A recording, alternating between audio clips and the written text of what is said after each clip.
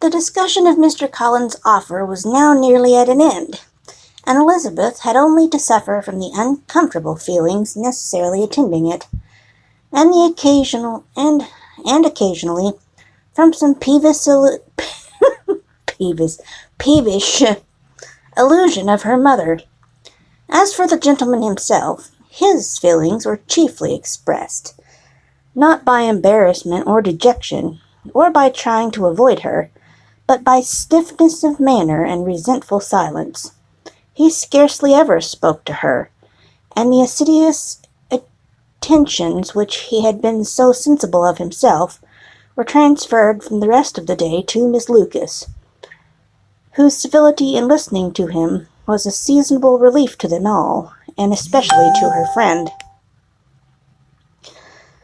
The morrow produced no abatement of Mrs. Bennet's ill humour or ill health. Mr. Collins was also in the same state of angry pride. Elizabeth had hoped that his resentment might shorten his visit, but his plan did not appear in the least affected by it. He was always to have gone on Saturday, and to Saturday he still meant to stay.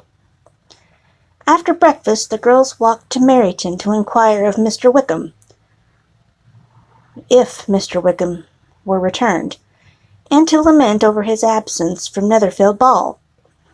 He joined them on their entering the town, and attended them to their aunt's, where his regret and vexation, and the concern of everybody, was well talked over.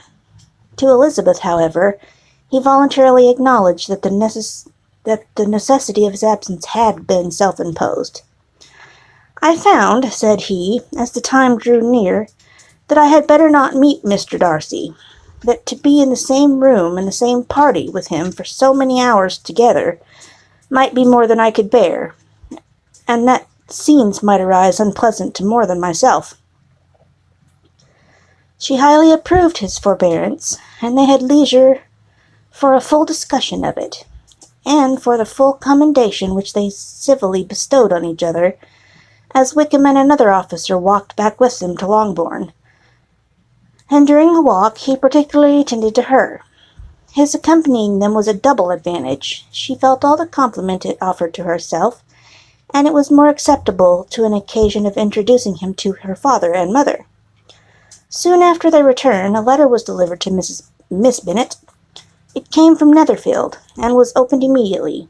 The envelope contained a sheet of elegant little hot-pressed paper, well covered with a lady's fair following hand, and Elizabeth saw her sister's countenance change as she read it, and she saw her dwelling intently on some particular passages. Jane recollected herself soon, and putting the letter away, tried to join with her usual cheerfulness in the general conversation, but Elizabeth felt an anxiety on the subject which drew her attention even from Wickham, and no sooner had he and his companion taken leave than a glance from Jane invited her to follow upstairs. When they had gained their own room, Jane, taking out the letter, said, "This is from Caroline Bingley. What it contains has surprised me a good deal. The whole party have left Netherfield by this time, and are on their way to town, and without any intention of coming back again. You shall hear what she says." She then read the first sentence aloud, which comprised the information of their having just resolved to follow their brother to town directly, and of their meaning to dine that day in Grosvenor Street, where Mr. Hurst had a house. The next was in these words: "I do not pretend to regret anything I shall leave in Hertfordshire, except your society, my dear friend. But we will hope at some future period to enjoy many returns of the delightful intercourse we have known, and in the meanwhile may lessen the pain of separation by a very frequent and almost unreserved correspondence. I depend on you for that." To these high-flown expressions Elizabeth listened with all the insensibility of distrust, and though the suddenness of their removal surprised her, she saw nothing in it really to lament.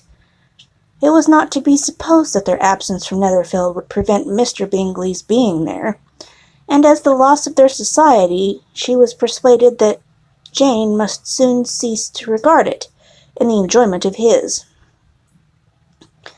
"It is unlucky," said she, after a short pause, "that you should not be able to see your friends before they leave the country. But may we not hope that the period of future happiness to which Miss Bingley looks forward may arrive earlier than she is aware, and that the delightful intercourse you have known as friends will be renewed with yet greater satisfaction as sisters? Mr. Bingley will not be detained in London by them." Caroline decidedly said that none of their party will return in Hertfordshire this winter. I will read it to you. "When my brother left us yesterday, he imagined that the business which took him to London might be concluded in 3 or 4 days, but as we are certain it cannot be so, and at the same time convinced that when Charles gets to town he will be in no hurry to leave it again, we have determined on following him thither, and he may not be obliged to spend his vacation hours in a comfortless hotel. Many of my acquaintance are already there for the winter.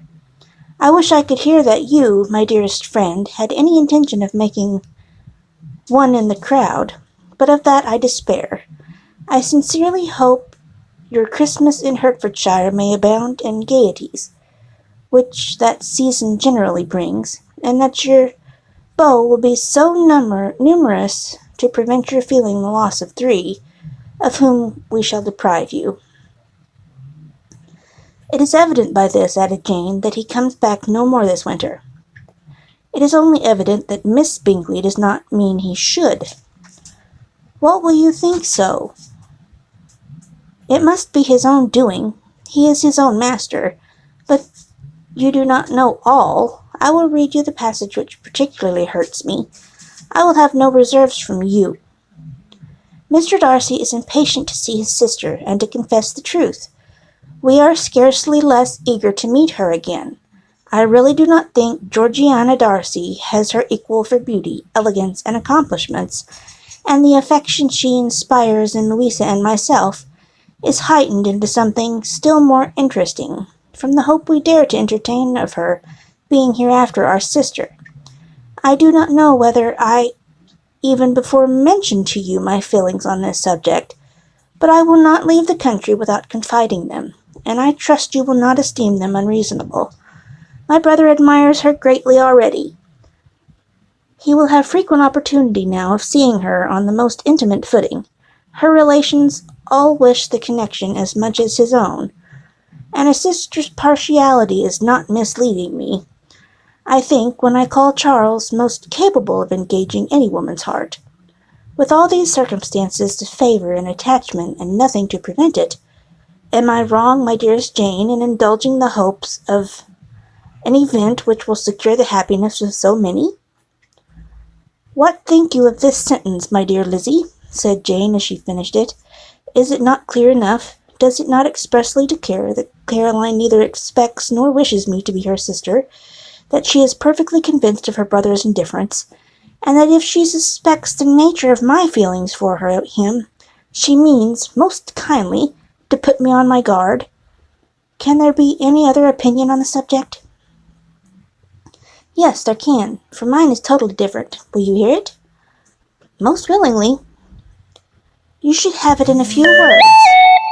Miss Bingley sees that her brother is in love with you, and wants him to marry Miss Darcy. She follows him to town in the hopes of keeping him there, and tries to persuade you that he does not care about you. Jane shook her head. Indeed, Jane, you ought to believe me. No one who has ever seen you together can doubt his affection. Miss Bingley, I am sure, cannot. She is not such a simpleton. Could she have seen half as much love in Mr. Darcy for herself, she would have ordered her wedding clothes.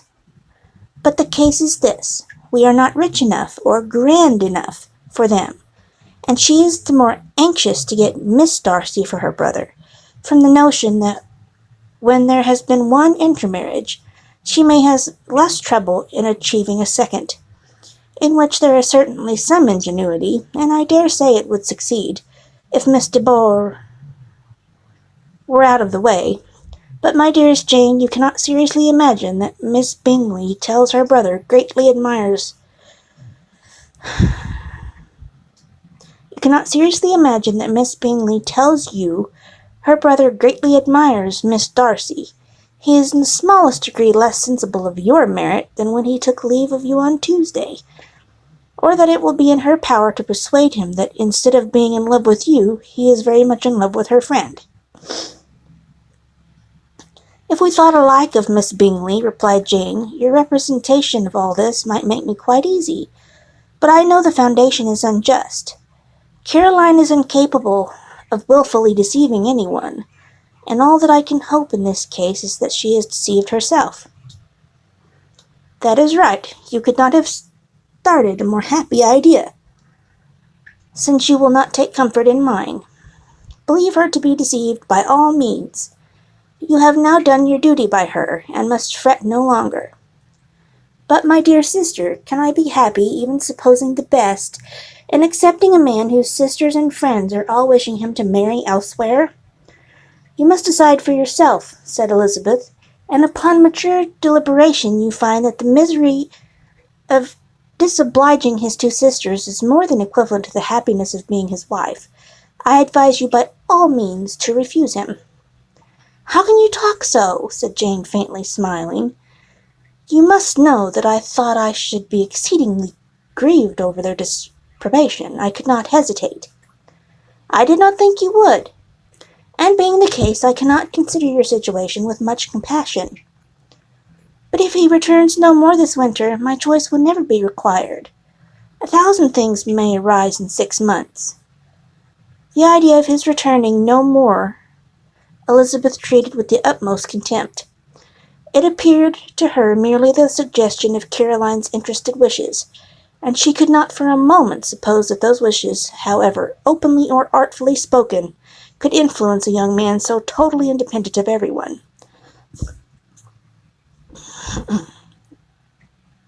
She represented her sister as forcibly as possible when she felt on what she felt on the subject, and had soon the pleasure of seeing its happy effect. Jane's temper was not desponding, and she was gradually led to hope, though the difference of affection sometimes overcame the hope, that Bingley would return to Netherfield, or answer every wish of her heart. They agreed that Mrs. Bennet should only hear of the departure of the family, without being alarmed on the score of the gentleman's conduct. But even this partial communication gave her a great deal of concern, and she bewailed it as exceedingly unlucky that the ladies should have happened to go away, just as they were all getting so intimate together. After lamenting it, however, at some length, she had the consolation of thinking that Mr. Bingley would be soon down again, and soon dining at Longbourn, and the conclusion of all of the comfortable declaration that, though he had been invited only to a family dinner, she would take care to have 2 full courses.